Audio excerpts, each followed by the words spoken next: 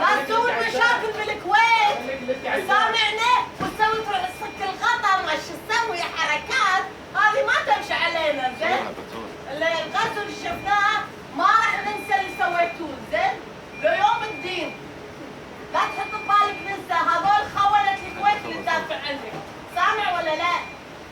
تو قاعد تقول لك انت بتشيل هو يغير السالفه بس حق الفلوس دينارين ونص دينار بس فاتح وجهه حق الفلوس بس. قاعد تقول لك هذا مليون مره حتى الحمار يفهم. هذا ما تسمع؟ يلا اسمع. ايه تسمع حق الدينار كويتي حق الخردة تسمع بس. شوف ما تخربط بالحساب اشمعنا ولا جاسوس عشان بالكويت. على فكرة جاي لجنة ابعاد دوركم بالابعاد لا تحط ببالك قاعدين هني للابد هني ماكو قاعدة بعد. عرفوا شلون نطلعكم احنا.